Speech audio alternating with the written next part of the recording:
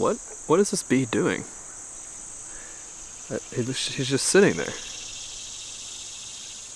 He's like not even getting the pollen or anything.